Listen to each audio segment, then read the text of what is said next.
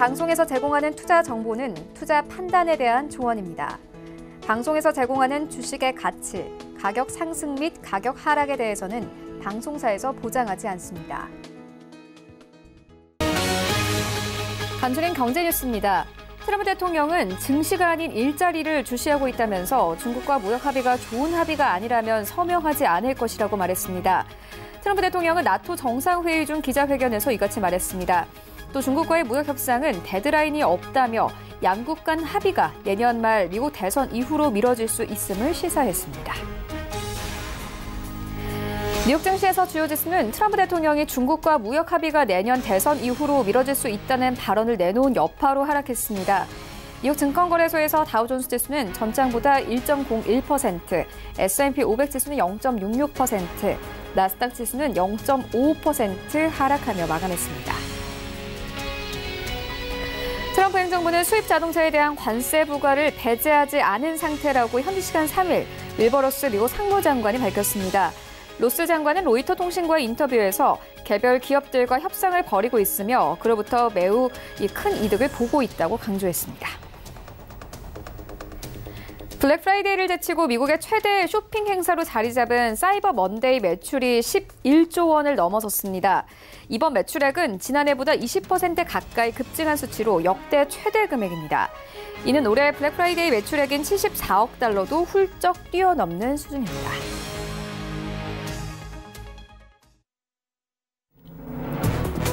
네, 시청자 여러분 안녕하십니까. 출발 증시 와이드 1부 시작합니다. 최윤입니다. 간밤에 뉴욕 증시 3대 지수 모두 하락했습니다. 특히나 다우 지수가 1%가 넘게 빠졌는데요. 트럼프 대통령은 나토 회의의 한 기자회견에서 중요한 건 증시가 아니라 일자리다.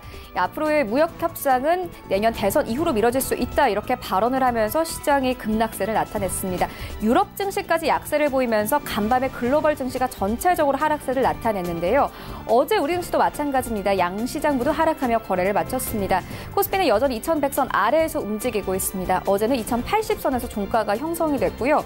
코스닥 시장도 마찬가지입니다. 0.7% 정도의 하락세가 나오면서 630선 하회하고 629포인트까지 내려오면서 어제 시장 종가가 형성됐습니다. 하지만 이렇게 하락장에서도 어제 강세를 나타냈던 종목들이 있습니다. 바로 이 개성공단 입주 기업 관련 종목들이 어제 시장에서 강세를 나타냈는데요. 하지만 간밤에 트럼프 대통령은 다시 2년 반 만에 북한에 대해서 거친 말로 경고장을 날렸습니다. 어제 급등 나왔던 종목들이 오늘 급락할 가능성이 높아 보입니다. 변동성이 큰 장세가 예상되는데 이런 시장 상황들 오늘 출발 증시 와이드 1부에서 정확하게 알아보도록 하겠습니다. 네, 오늘 신승용의 시그널 나올 시간 준비되어 있습니다. 내년 스마트폰 시장 내 5G 격돌이 예고됐습니다. 함께 자세한 내용 짚도록 하겠고요. 이어서 최근에 미국과 중국의 이 경제 지표가 엇갈린 모습을 보였습니다. 배경 짚도록 하겠습니다. 네, 이어지는 라이브 이슈타임에서는요. 어제 시장에서 거래 대금이 가장 많이 몰렸던 섹터가 바로 바이오 섹터입니다.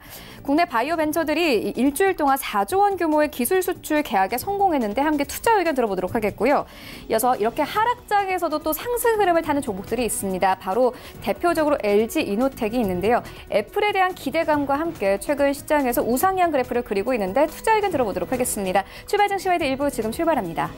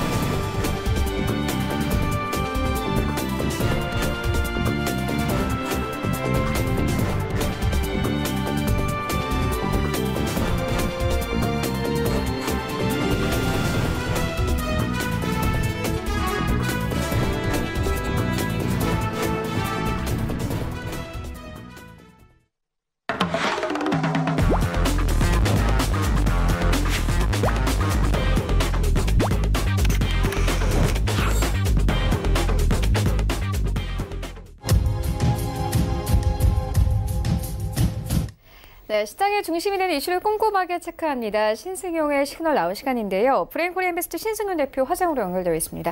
안녕하십니까? 네, 안녕하십니까? 네, 먼저 첫 번째 이슈부터 다뤄보고 가도록 하겠습니다. 내년 스마트폰 시장 내 5G 격돌이 예고가 됐습니다. 특히나 애플, 삼성전자, LG 등 여러 가지 기업들이 좀 언급이 되고 있는 상황인데요. 관련해서 어떻게 보고 계십니까? 네, 지금 이제 우리 시청자 여러분들께서도 5G와 관련된 시장 내 다양한 뉴스들 이미 접하고 계시지 않을까 생각이 되는데요. 일단 올해 2019년에는 우리나라와 미국의 어떤 그 5G 네트워크의 어떤 상용화 진행이 되면서 실질적으로 데이터의 사용량이 상당 부분 늘어났다라는 이야기를 많이 나오고 있고요. 또 하나 최근에 나오는 이야기를 조금 더 종합을 해본다라면 애플 컴퓨터에서 내년 5G 폰의 5G 폰을 실질적으로 시장에 선을 보이면서 5G 시장의 실질적인 어떤 그 진입 예상이 되고 있다라는 부분. 특히나 지난번 같은 경우는 JP모건에서 이야기를 했죠. 애플의 5G 모델은 내년 출시 한 4개 정도가 되지 않을까 그런 전망까지 나올 정도로 지금 현재 애플 컴퓨터의 5G 시장으로의 가세 이와 맞물리게 되면서 삼성전자 더 나아가서는 중국의 화웨이까지 소위 말하는 5G 시장에서의 글로벌 강자들의 시장 격돌이 그리고 시장 전쟁이 본격화될 것이 예고가 되어 있다라는 점. 애플은 이제 그 아이폰 12 내년 출시 예정. 근데 여기에는 5G 스마트폰일 것이다라는 이야기 많이 나오고 있고요. 삼성전자는 중저가 모델이죠. 갤럭시 A 시리즈에도 5G 모델을 추가할 것이다. LG 중저가의 5G 모델을 가지고 시장 확대 전략을 추구하겠다. 그리고 화웨이 같은 경우는 특히나 중국 시장에 전념을 하면서 중국 시장에서의 5G 시장 점유율 1위를 수성하는데 상당 부분 노력을 하겠다. 영업력을 집중하겠다라는 그런 이야기 해온 바가 있었습니다. 글로벌의 주요국들, 우리나라 포함해서 미국, 이미 5G에 대한 상용화 7개월이 넘었죠. 그리고 중국 같은 경우는 2020년 내년을 상용화의 원년으로 삼겠다라는 가열찬 그들의 발표 우리가 주목해야 되겠다 말씀을 좀 드려보고요. 이런 부분들을 통해서 결국에는 5G 네트워크와 관련된 네트워크 장비에 대한 관심은 너무나 우리가 당연할 정도로 내년 포트폴리오에 무조건 담아야 되는 그런 어떤 그 형국이 나타날 것이다라는 분명하게 말씀을 좀 드려보면서요. 우리나라 같은 경우 최근 이제 상용화 7개월 실질적으로 살펴봤더니 10만 테라바이트 트래픽을 넘어서는 그런 모습, 데이터의 사용량이 상당 부분 증가했다. 다들 알고 계시겠습니다만은 LTE 4세대 대비해서 5세대 데이터의 전송 속도가 100배가 넘게 증가하고 빠르게 증가가 되는 그런 모습. 그렇게 되면 당연히 데이터 트래픽이 많아질 수밖에 없고 이 데이터 트래픽과 관련된 어떤 그 관련 주들의 움직임도 우리가 계속해서 관심을 가져야 되겠다라는 부분 분명히 좀 말씀을 드려볼 수 있을 것 같습니다. 지금 현재 1인당 데이터 월 평균 데이터 트래픽은 한 27GB 정도로 지금 집계가 되고 있는데요. 당장 내년 1분기 월 평균 30GB 이상 사용할 것으로 전망이 되고 있다. 그만큼 데이터 사용량이 많아진다. 속도가 빨라지고 그 다음에 속도가 빨라지니까 당연히 데이터 사용이 상당 부분 편하게 작용이 되면서 각종 동영상 컨텐츠랄지 그리고 게임에 대한 모바일 게임에 대한 그리고 모바일 어떤 그 쇼핑에 대한 그런 관심들 늘어날 수밖에 없는 그런 상황이다라는 점 분명하게 우리가 좀 따져봐야 될 것 같습니다. 11월 말 현재로요 우리나라 5G 가입자는 총 430만 명 정도 되는데 연내에 올해 안에 가입자 500만 명 충분히 달성하지 않을까 전망이 되고 있고요. 내년 상반기에는 그 성장 속도가 상당 부분 급속하게 작용이 되면서 1000만 명 시대 돌파 가능하지 않을까라는 부분 조심스럽게 전망이 되고 있습니다.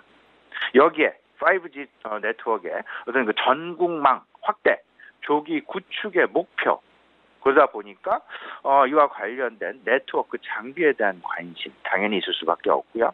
그러면 결국은 아이폰의 5G 시장으로의 가세 그리고 5G 전국망 조기 구축 이로 인한 어떤 그 시장 내 우리가 분명하게 이제 그 올해 12월도 진행하고 있는 그런 상황이죠. 내년 포트폴리오 당연하게 담아야 될 것. 세 가지 정도 크게 구분을 할 수 있지 않을까 말씀을 좀 드려보는데요.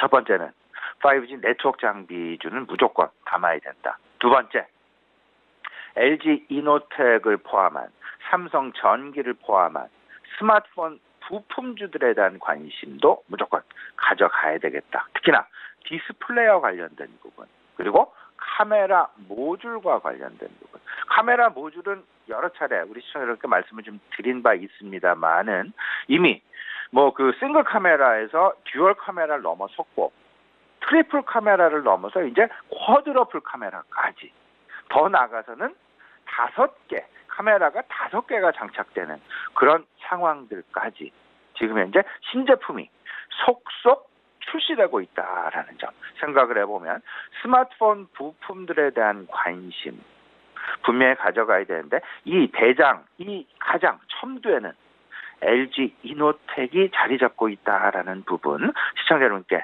여러 차례 말씀드린 바가 있었으니까요. 이 부분 분명히 좀 참고해 주셨으면 좋겠고요. 더 나아가서 5G 통신 데이터의 전송 속도가 상당히 빨라진다.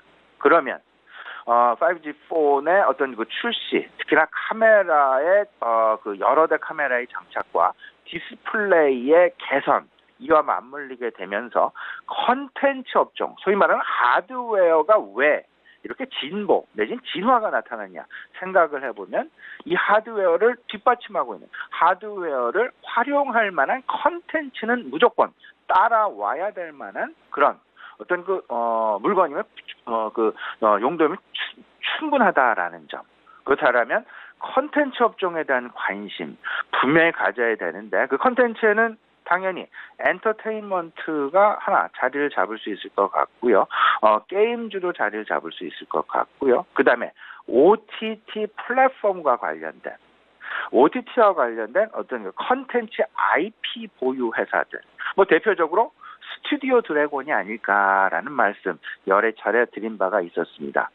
5G 네트워크 장비, 스마트폰 부품, 그리고 컨텐츠 업종. 이제 모바일 월드 콩그레스랄지 그리고 CES 2020이랄지 내년 1월이면 다시 속개되는 이제 임박하고 있는 그런 상황이 된다라는 점.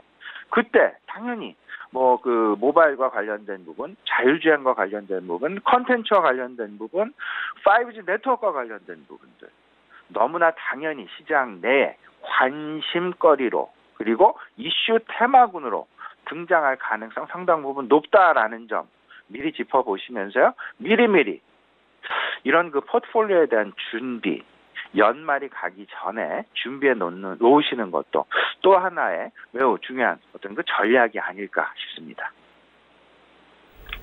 네, 5G 확산에 따라서 스마트폰 부품주뿐만이 아니라 컨텐츠 업종에도 좀 관심을 가져볼 만하다 이렇게 짚어주셨고요. 이번엔 좀 이 거시적인 얘기 좀 해보도록 하겠습니다. 경제 지표 짚도록 하겠는데요. 최근에 미국과 중국의 경제 지표가 엇갈린 모습을 보였습니다. 시장의 시사하는 점은 무엇입니까? 예, 우리 시청자분들 그 미국 시장도 그렇고요. 우리 시장도 그렇고요. 한 3-4개월, 한 4개월 전이죠. 실질적으로 미국의 PMI 지표가 그러니까 PMI 지표의 쇼크가 나타나게 되면서 그리고 중국 PMI 지표의 쇼크가 나타나게 되면서 실질적으로 글로벌 시장의 급락을 경험하는 그런 바가 우리를 좀 떠올려 볼 수 있지 않을까 생각이 되는데 최근 들어서는 이 PMI 지표들 경제 지표의 뭐 대표적이라고 할 수 있는데 미국은 다소간 침체 국면이 여전히 지속되어지는 그런 모습. 하지만 중국은 경기 위축 국면에서 탈출의 모습이 보여지는 그런 형국이 진행되고 있다라는 점. 이번 주에 발표된 중국의 PMI 지표와 그러니까 제조업 관련입니다. 미국의 PMI, 제조업 PMI 지표 엇갈린 모습을 보였다라는 점. 분명히 우리 시청자 여러분들 지금 여기서 어떤 그 시장 내 보내는 시사점 내지는 신호가 분명히 있을 수 있다라는 점 생각을 좀 해보셔야 될 것 같은데, 중국의 제조 PMI 지표는 지금 4개월 지난 4월 이후 7개월 만에 50 이상으로 증가하는 상승하는, 그리고 엊그저께 발표된 부분이죠. 제조 PMI 지표가 51.8, 4개월 연속 상승세, 확장세를 유지하고 있다라는 점. 이는 시장 예상치도 상회를 하면서 51.8을 기록했다라는 점. 특히나 그저께 발표된 차이신 제조 PMI 지표는, 차이신 지표는요, 중국의 주로 대형 기업들 위주로 어떤 모집단이 형성된 그런 PMI 지표가 되겠습니다. 그러니까 그렇기 때문에 차이신 제조 PMI 지표가 먼저 개선이 되고, 그 다음에 중국 정부가 발표되는, 지난 주말에 발표된 이제 그 중국 정부의 제조 PMI가 발표가 됐는데, 이 부분은 조금은 좀 차이신 제조업 지표보단 후행하게 되는 그런 모습을 보인다라는 점. 차이신 제조업 PMI는 4개월 연속 이미 확장세를 유지해 보이고 있고요. 중국 정부에서 발표하는 제조 PMI 지표는 7개월 만에 처음으로 50을 넘어서는 그런 모습 보였다라는 점. 근데 미국의 이제 제조 PMI 지표는 4개월 연속 50 이하 국면을 보이고 있다. 침체 국면을 보이고 있다. 시장 예상치가 49.2였습니다. 이에도 못 미치게 되는 48.1, 그것도 전달 대비해서도 10월달 대비해서 0.2포인트 하락까지 보이게 되는. 근데 여기서 우리가 생각해야 될 부분은 GM의 파업이 이미 종료가 됐습니다. 그럼에도 불구하고 미국의 제조업 PMI는 부진이 계속되고 있다. 근데 중국과 유로존은 지금 제조업 지표는 계속되는 개선세가 나타나고 있다라는 점. 이 부분이 어찌 보면 지금 현재 미국과 중국 간의 무역 분쟁이 장기화 국면에 들어서게 되면서 실질적으로 중국이나 유로존은 이제 경기 부양책들이, 그들이 추구하고 있는 경기 부양책들에 대한 실효를 거두게 되면서 제조업에 대한 경기 선행 지표가 개선세가 나타나고 있는 반면에 미국은 여전히 무역 분쟁, 무역 갈등, 관세 인상 등으로 인해서 실질적으로 미국의 제조업체들은 조금 좀 불합리한 어떤 이익이 아닌 오히려 손해를 보고 있다라는 부분들이 최근 보여지고 있는 서로 간에 엇갈리게 되는 제조업 PMI 지표를 통해서도 조금은 좀 우리가 힌트로 삼아 볼 수 있지 않을까라는 그런 생각 분명히 가져보게 됩니다. 물론 중국의 제조업 PMI 지표의 개선 배경, 해외 주문이 확대됐습니다. 당연히 연말 소비 시즌 어마어마하게 지금 증가를 하고 있죠. 이미 앞서서 이제 최원 앵커 헤드라인에서도 말씀을 해주셨습니다만은 사이버 먼데이의 매출이 94억 달러 집계가 됐다. 전년 대비해서 19.7%가 증가했다. 작년 같은 경우는 79억 달러 선에 머물렀는데 올해는 94억 달러라는 사상 초유의 신기록을 기록할 정도로 미국에서는 연말 소비 시즌에 대한 기대감이 상당히 증가하고 있다라는 점.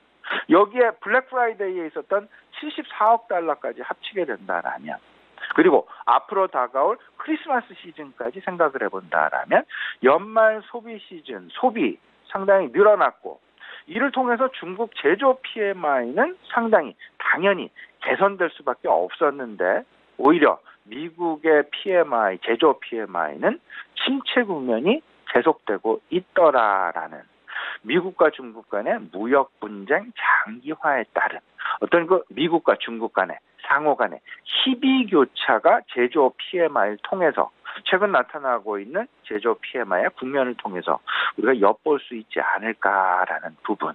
어찌 보면 트럼프 대통령은 물론 지난밤 시장을 좀 차갑게 내려앉히는 그런 발언한 바가 있었죠. 자기가 지금 현재 임기 중에 되지 않고 재선 이후까지 어찌 보면 미국과 중국 간의 무역 합의 상황이 어떤 그 연장 미뤄질 가능성도 있을 수 있다라는 그런 발언하게 되면서 시장에 찬물을 끼얹는 그런 모습들을 보였는데요. 만에 하나 미국의 어떤 그 제조업에 대한 경기 지표가 그 어떤 그 침체 국면이 지속되어진다라면 미국과 중국 간의 무역 합의 갈등 양상의 격화가 아니라 합의 쪽으로 계속해서 어떤 합의 친화적인 트럼프 대통령의 정책 나올 가능성이 높을 수 있지 않을까라는 부분 분명히 좀 말씀을 좀 드려보고요. PMI 지표는 일단 상당히 중요한 의미를 갖습니다. 경기 선행 지표 내지는 동행 지표다라고 이야기를 하고 있는데 오늘 아침 중국에서는 서비스업 PMI 지표가 발표되고요. 오늘 밤에는 미국에서 서비스업 PMI 지표가 발표가 됩니다. 우리가 관심을 가질 부분은 중국에 대해서는 엊그저께 발표된 제조업 PMI 지표 4개월 그러니까 그 지난 8월 이후 연적 확장세를 보여주고 있는 제조업 PMI 지표에 관심을 가져야 될 것이고 미국 PMI 지표에 대한 관심은 오늘 밤에 발표되는 서비스업에 대한 PMI 지표일 것이다라는 점.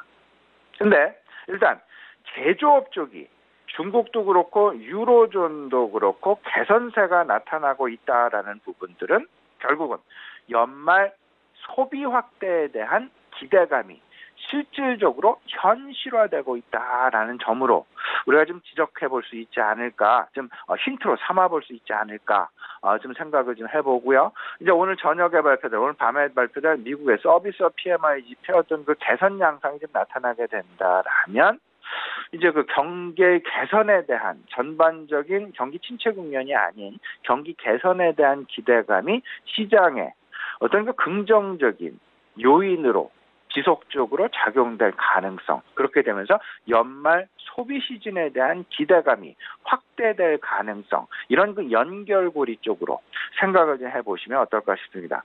지금 시간이 조금 지났으니까 마지막으로 간단하게 투자 전략 말씀을 드리고 정리를 해보도록 하겠습니다.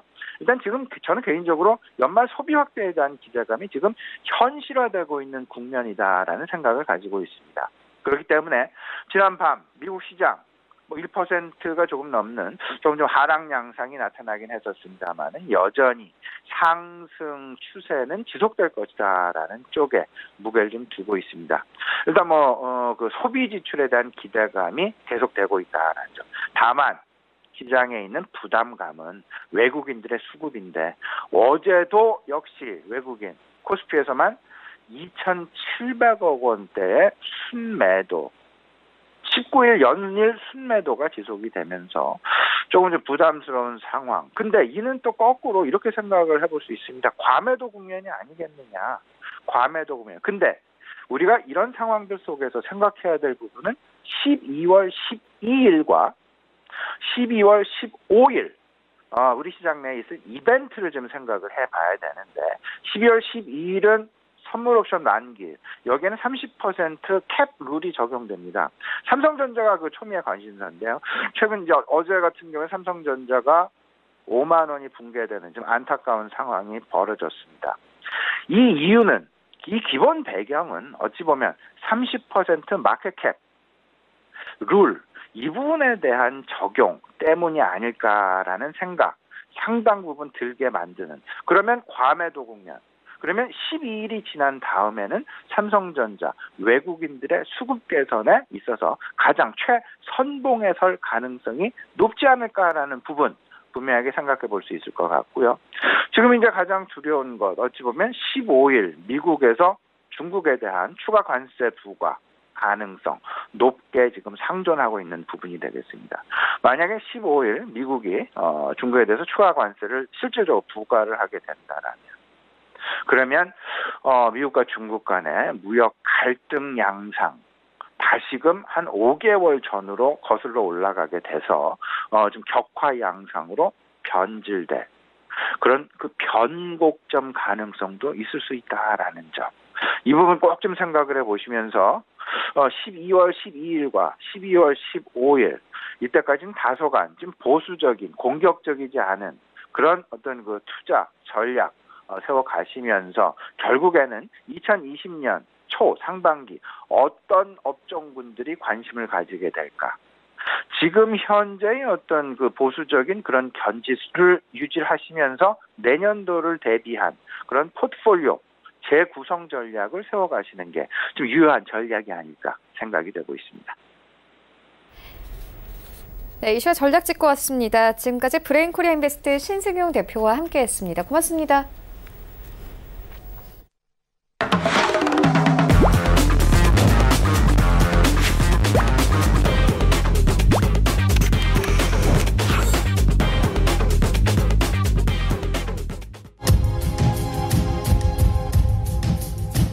네, 국내 시장 쟁점 함께 분석해 보도록 하겠습니다. 라이브 이슈 타임인데요. 한국투자증권 김권진 차장 전화 연결되어 있습니다. 안녕하십니까? 네, 안녕하십니까? 네, 차장님, 어제 시장에서 하락장에서도 거래 대금이 가장 많이 몰렸던 섹터는 바로 바이오 섹터입니다. 특히나 국내 바이오 벤처들이 일주일 동안 4조 원 규모의 기술 수출 계약에 성공을 했는데요. 투자 의견 들어보도록 하겠습니다. 네, 어제 보면 제약 바이오 섹터 우리나라에서 유일하게 어떻게 보면 성장할 수 있는 주식들이 많이 포진되어 있는 이런 업군이다라고 생각을 하셔야 되고, 정말 올해 한 해는 어떻게 보면 제약 바이오가 정말 롤러코스터를 정말 많이 탔던 이런 해였던 것 같습니다. 인성 3상이 실패 이런 모습이 나오면서 어떻게 보면 암울해졌던 바이오 시장이 다시 한번 최근에는 곽광을 받기 시작하는 것 같다라는 거 얘기를 해드리겠습니다. 제가 어떻게 보면 증시라는 게 성장에 대한 이런 모멘텀, 어떻게 보면 성장에 대한 밸류를 주기 시작하면 가장 많이 곽광을 받을 수 있는 게 결국은 제약 바이오일 뿐이다라는 얘기를 해드릴 수 있을 것 같습니다. 실제 최근에 알테오지나 큐라티스 그리고 GI 이노베이션 그리고 브릿지 바이오 같은 이런 국내 바이오 벤처 기업들이 좀 성공을 많이 거두고 있다라는 얘기를 해드리겠습니다. SK 바이오팜이나 셀트리온 글로벌도 판매 승인 등 이런 대기업 바이오 성과에 어떻게 보면 중소 업체들이 합류를 하면서 K바이오의 생태가 많이 살아나고 있다는 평가가 나타나고 있는 겁니다. 국가적으로도 미래 먹거리를 삼고 있는 이 같은 이런 바이오 벤처들이 잇따른 성공은 바이오 산업의 저변 확대가 더 큰 영향으로 분석이 되고 있습니다. 전문가들은 정부 지원과 민간 기업의 노력 그리고 스타트업 펀드 구조를 바탕으로 생태계가 지금 현재 만들어졌다면서 성공 신화는 계속해서 될 수 있지 않을까라는 기대를 하고 있는 게 사실입니다. 실제 바이오 벤처 업계에 따르면 올해 하반기 바이오 벤처 기업들이 5조 규모의 이런 기술 수출이라는 성과를 이뤄냈습니다. 대기업에 비해서는 아직도 사실은 인적이나 물적 지원에도 불구하고 대규모 성과를 달성한 것이다라고 생각하시면 될 것 같고요. 대표적으로 알테오젠 같은 경우가 특히 최근에 핫한 모습이 나타나고 있죠. 실제 최근 10대 글로벌 제약사 중 한국과 최대 1조 6,190억 규모의 인간 히알루로니다제 이런 플랫폼 기술에 대한 이런 비독점 이런 기술 수출 계약을 했습니다. 또 결핵 백신 전문 업체인 큐라티스 같은 경우는 인도네시아 국영기업 바이오파마와 성인과 청소년 결핵 백신 라이센스를 독점 판권을 총 1조 2천억 원에 제공한다는 계약을 맺기도 했고요. 또 GI 이노베이션 같은 경우는 중국 제약사의 이중 융합 면역 항암제의 이런 중국 지역 독점 개발과 상업화 권리를 약 9,393억의 기술 수출을 했습니다. 마지막으로 브릿지 바이오 같은 경우는 지난 7월 국내 바이오 기업 중에 처음으로 1조 원이 넘는 1조 5천억 가까이 되는 이런 기술 수출을 하기도 했습니다. 또 티움 바이오 같은 경우는 설립 3년 만에 2개의 신약 파이프라인을 기술 수출을 전했습니다. 실제 티움 바이오 같은 경우는 특발성 폐섬유증 신약 물질은 앞선 지난해 말 이탈리아의 그룹에 수출된 적용증 외에 다른 억제 면역 항암제도 지금 현재 개발되고 있는 상황입니다. 실제 지금 현재 바이오 벤처의 잇따른 성공 성공시라는 바이오 생태계가 이제는 조금씩 성숙이 되고 있기 때문이다라고 생각을 하시면 될 것 같고요. 생명공학 이런 정책연구소에 따르면 지난 1992년 100개가 넘었던 바이오 중소벤처 기업 수는 2002년에 1000개, 2010년에 2000개, 2015년에 3000개를 넘어서고 있습니다. 올해는 4000개 이상으로 추정이 되면서 투자가 많이 잇따르고 있다는 좀 긍정적인 모습이 많이 나타나고 있다는 거 얘기를 해드리겠고, 또 바이오 업계에서는 신약에 대한 이런 연구 개발 투자가 진행되고 산업이 성숙되면서 대기업뿐만 아니라 이제는 중소기업에서도 건전한 성장세를 보이고 있다라고 판단을 하시면 될 것 같습니다. 실제 신약 개발은 올해까지 어떻게 보면 이제는 시행착오를 경험 삼아서 앞으로는 투자와 임상 진행이 계속될 것이고, 또 새로운 연구 개발 인력 유입과 자금 투입이 계속해서 되면서 한국 제약 바이오 기업은 조금씩 가치가 더욱더 증가되고 있다는 이런 긍정적인 모습이 보여지고 있는 게 아닌가라는 식으로 긍정적인 평가를 해보셔도 될 것 같다라는 얘기를 드리겠습니다. 네, 알겠습니다. 이어서 다음 이슈로 옮겨가 보도록 하겠습니다. 최근 19거래일 동안 외국인들 코스피 시장에서 매도세 나타내는 사이에 그래도 매수가 들어오는 종목이 있습니다. 바로 LG이노텍인데요. 애플에 대한 기대감과 함께 시장에서 기대감 받고 있는 종목입니다. 투자 의견 들어보도록 하겠습니다.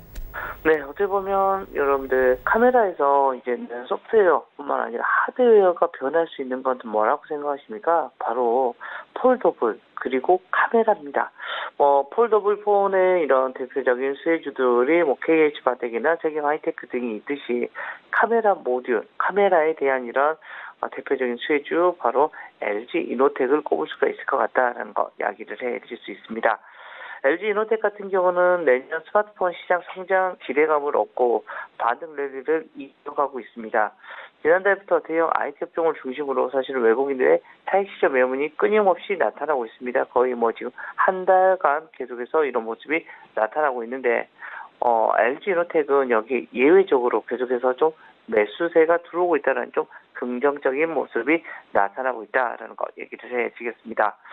LG이노텍 같은 경우는 지난 4월에 기록한 52주 신고점인 13만 500원 대비 아직은 조금은 낮은 수준이 있지만 외국인이 11일부터 지난 2일까지 계속해서 매수가 들어오면서 주가를 이끌어 올리고 있습니다. 실제 LG이노텍의 올 3분기 카메라 모듈 ASP는 2만 7천 원으로 전년 대비해서 거의 75% 이상이 상승을 했다라는 겁니다. 주요 고객사인 애플의 트리플 카메라를 채용이 되면서 고부가 제품 비중이 더욱더 높아지고 있는 추세다라고 생각을 하시면 될 것 같고요. 내년 애플의 5G 모델 출시로 출하량이 반등할 경우 실적 레버리지는 더 극대화될 것이다라고 생각을 하시면 될 것 같습니다. 또 LG전자향 이런 HDI 이런 사업 중단도 전사 이런 이익 레벨을 올리는 요소라고 판단하시면 될 것 같습니다. 또 내년 5G 이런 스마트폰 출하 전망치는 올해 초 1억대 이하에서 최근 2억대에서 3억대로 상향되고 있습니다. 실제적으로 어떻게 보면 앞으로 폴더블 폰이나 5G 폰에 대한 이런 수요에 대한 것 상당히 좀 커질 것 같다라는 겁니다. 즉, 그동안 좀 정체되어 있던 카메라, 스마트폰에 대한 이런 이슈가 다시 한번 좀 내년에는 증가될 수 있을 것으로 지금 현재 판단이 되고 있다라는 얘기를 해드립니다. 실제 출하 성장률 역시 지난 2018년에 마이너스 5.5, 올해 마이너스 2.4 정도로 추정치로 되고 있는데 역성장할 것으로 기대하고 있지만 내년에는 다시 턴어라운드가 된다라는 얘기를 해드리겠습니다. 이런 이슈들 때문에 LG이노텍의 실적 추정치가 조금씩 상향되고 있다라는 거 안내해드리겠고요. 앞에서 잠깐 얘기 드렸던 애플의 신제품 모델 중에 2개 이상이 트리플 카메라 모듈이 채택이 되면서 평균 판매 단가가 상승 효과가 나타나고 있다는 거 안내를 해드릴 수가 있을 것 같다는 거 얘기를 해드리겠습니다. 또 회사 측이 적자 부분 사업을 이제는 종료를 하면서 여기에 대한 이런 수익 구조 개편에 대한 것도 좀 긍정적으로 나타나주고 있습니다. 회사에서 성장과 수익 창출이 가능한 사업을 재편하고 있는 것이다라는 거 이야기를 해드리겠고요. 실제 이런 모습 바로 PCB 사업을 종료하기로 했다는 이런 것도 좀 긍정적으로 나타나고 있다라는 얘기를 드리도록 하겠습니다. 실제 PCB 사업을 종료를 하면서 이 자원을 반도체 기판 사업으로 전환해서 반도체 기판의 사업에 집중하겠다라고 지금 현재 이야기가 나오고 있다라는 거 이야기를 해드리겠습니다. 체제 개선이나 뭐 지금 현재 전반 사업의 지금 상황 자체가 조금은 긍정적으로 계속해서 가고 있는 LG이노텍, 앞으로도 조금 더 여러분들이 긍정적으로 확인하시는 게 맞지 않나라는 얘기를 드리겠습니다. 네, LG이노텍 상승 여력을 기대해 볼 만하다 이렇게 짚어주셨습니다. 이어서 한진칼도 다뤄보고 가도록 하겠습니다. 최근 한진칼의 주가가 상승 흐름을 타고 있습니다. 한진칼의 지분 경쟁에 불씨가 다시 되살아나는 것이 아니냐는 분석이 나오고 있는데요. 전망 어떻게 보고 계십니까? 자, 우선은 조금 한진칼 그동안 조금 잠잠해졌었다라고 생각을 하시면 됩니다. 그렇지만 다시 한번 이야기가 흘러나오고 있다는 겁니다. 거기에 수급 주체는 바로 기타 법인의 매수세입니다. 사실은 기관과 외국인이 최근에는 주가의 흐름을 보시면 별로 좋지 않습니다. 계속해서 좀 매도의 영역이다라는 거. 그렇지만 그 물량을 대부분 다 기타 법인에서 받아가면서 물량을 계속해서 확대를 시키고 있습니다. 이런 이슈들 때문에 주가도 최근에는 다시 살아나는 모습이 나타나고 있다는 거 얘기를 해드리겠습니다. 한동안 잠잠했던 한진칼 지분의 불씨가 다시 되살아나고 있는 게 아닌가라는 이런 관측이 이쪽 저쪽에서 나타납니다. 실제 기타 법인의 매수세에 힘입는 이런 모습이다라는 겁니다. 한진칼은 내년 3월 조원태 회장이 사내이사 임기가 완료가 돼서 내년 정기 주주총회에서 최대 주주인 조 회장 일가와 2대 주주인 KCGI의 힘겨루기가 이루어질 것으로 예상이 되고 있습니다. 이일 한진칼은 전거래일보다 3% 정도 오른 36,950원의 거래를 마쳤습니다. 지난 6월 21일 4만 원대에서 15% 급락한 34,300원으로 마감한 이후에 6개월 만에 거의 최고치가 나타나고 있는 겁니다. 주가 상승을 견인하는 것은 기관인데 그중에서도 기타 법인이다라는 겁니다. 기타 법인은 11월 14일 이후에 28일 하루를 제외하고는 계속해서 순매수를 이어오고 있고 이 기간 기타 법인이 사들인 한진칼 주식을 합치면 총 64만 주로 한진칼 주식이 거의 1% 수준이 넘어가고 있다는 겁니다. 이날만 해도 실제 한진칼 기타 법인은 6만 2천 주 이상을 매수를 해주면서 계속해서 수급적인 것으로도 역할을 하고 있는 것 같습니다. 이러면서 기타 법인에 대한 이런 연이은 매수세가 한진그룹 오너 일가와 KCGI의 지분 확대 이런 경쟁이 변수가 될 수 있다는 해석이 나타나고 있습니다. 오너 일가의 이런 상승 문제에 이어서 타 법인의 이런 지분 취득이 이어지면서 한진칼 지분을 가지고 있는 플레이어가 조금 더 늘어나고 있기 때문입니다. 실제 조양호 회장님이 보유한 지분 17.84%는 10월 29일 배우자 이명희 씨와 조원태 씨, 한진그룹 회장 등 제 자녀 3명에게 상속이 됐습니다. 11월 14일 기준으로 한진칼 지분의 5% 이상 보유한 주주는 조원태 회장 등 특수 관계자가 28.94% 정도를 가지고 있고요. KCGI가 15.98%, 델타항공이 10%, 그리고 반도건설이 5.06%, 4개 집단이 있습니다. 실제 그동안 어떻게 보면 시장에서 한진칼 지분 경쟁에 대한 이런 것으로 좀 희석이 됐을 거다라고 지금 생각했는데 최근에는 다시 이 기타 법인 매수세가 이렇게 이어진다면 기타 법인 누구냐에 따라서 다툼의 불씨가 다시 살아나고 있다라고 생각하셔야 됩니다. 왜냐하면 델타항공이 6월부터 한진칼 지분을 사들이면서 현재 거의 10% 가까이를 보유하고 있는데 델타항공이 사실은 한진그룹 오너 일가의 백기사로 알려지면서 주가가 급락이 되기 시작을 했습니다. 그렇지만 델타항공은 우리는 중립이야. 어디 한쪽에 편도 아니야라고 이렇게 밝혀지고 있고요. KCGI 측도 추가 지분 확보에 많이 나섰습니다. 또 10월 반도건설의 계열사인 한영개발이나 반도개발과 함께 한진칼 지분을 보유하면서 5%가 넘게 299만 주 가까이를 지금 현재 가지고 있다고 공시가 나오고 있습니다.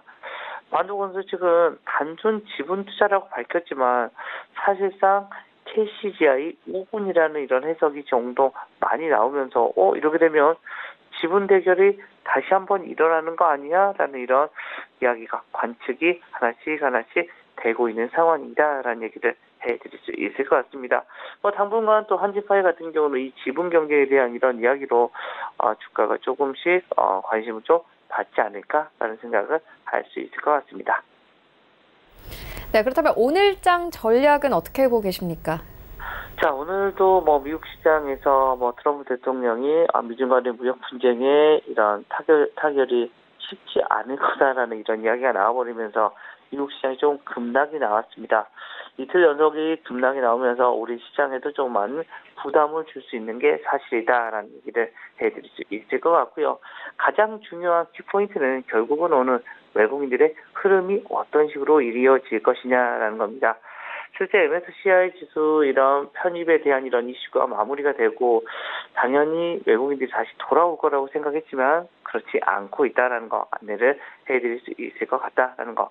즉 오늘도 여러분들이 확인을 계속해서 해야 될 것은 외국인들이 들어오냐 안 들어오냐. 만약에 그리고 무조건 좀 긍정적인 보다는 조금 부정적으로 좀 보수적인 대응을 지속적으로 해 가셔야 되는 아직까지의 시점이다라는 것을 다시 한번 확인시켜 드릴 수 있을 것 같고요. 그래도 꼭 나는 대응을 하고 싶다라고 하시는 분들은 대형주 쪽 12월 달에는 중소형주들보다는 대형주 쪽으로 그나마 대응을 하시는 게 조금 더 나은 이런 수익률을 얻을 수 있을 것 같습니다. 왜냐하면 바로 12월에는 코스닥 쪽에서는 종합소득세를 조금 피하고자 하는 이런 여러 가지 이런 모멘텀이 중소형주들한테는 일어날 수밖에 없기 때문이다라는 거 이야기를 해드리겠고요. 대형주 쪽에서는 내년에 어떻게 보면 좀 턴이 될 수 있는 대표적인 이런 섹터 구분이라고 할 수 있는 IT 섹터로 여러분들이 좀 더 생각을 해보셔야 될 것 같다. 단 우선은 외국인들이 수급의 흐름이 확인하신 다음 이것도 대응하시는 게 맞지 않나라는 얘기를 드리겠습니다. 네, 이슈와 전략 짚고 왔습니다. 지금까지 한국투자증권 김권진 차장과 함께했습니다. 고맙습니다. 네, 감사합니다.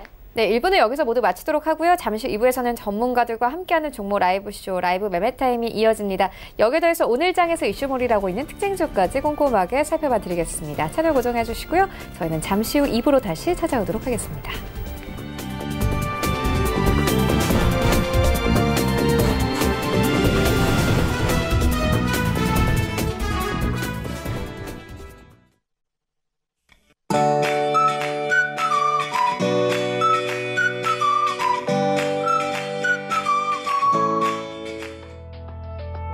안녕하세요. K웨더 라이프스타일 예보 박유라입니다. 오늘은 어제보다 기온이 오르면서 추위가 한결 덜하겠습니다. 서울의 아침 기온 영하 2도, 한낮에는 7도까지 오르겠는데요. 하지만 내일부터는 다시 기온이 내려가면서 추워지겠고요. 주 후반에는 서울의 아침 기온이 영하 9도까지 떨어지는 등 강한 한파가 예상됩니다.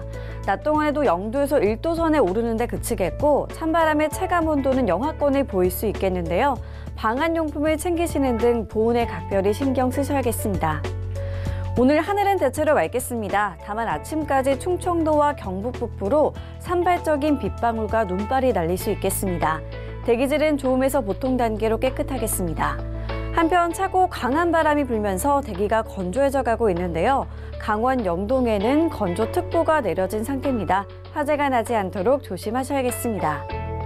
오늘은 중국 상해 부근에 위치한 고기압의 가장자리에 들겠습니다. 다음은 자세한 지역별 날씨입니다. 중부지방 대체로 맑은 가운데 아침에는 영하권이 보이며 춥지만 낮에는 서울 7도, 대전 9도까지 오르겠습니다. 동해안의 아침 강릉 영하 2도, 속초 영하 1도로 추운데요. 낮에는 속초 8도, 강릉은 7도 선을 보이겠습니다. 남부지방 어제보다 추위가 덜하겠습니다. 아침 기온 영상권을 회복한 곳이 많고요. 낮에는 광주 11도, 부산은 12도가 되겠습니다. 현재 동해 중부와 남부 북쪽 먼바다로 풍랑주의보가 발효 중인데요. 이들 해상으로 물결이 최고 4m까지 매우 높게 일겠습니다. 내일은 서해안에, 토요일에는 중부지방에 눈 소식이 들어 있습니다. 기상정보였습니다.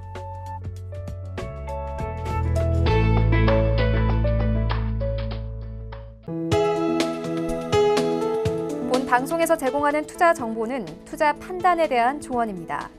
방송에서 제공하는 주식의 가치, 가격 상승 및 가격 하락에 대해서는 방송사에서 보장하지 않습니다.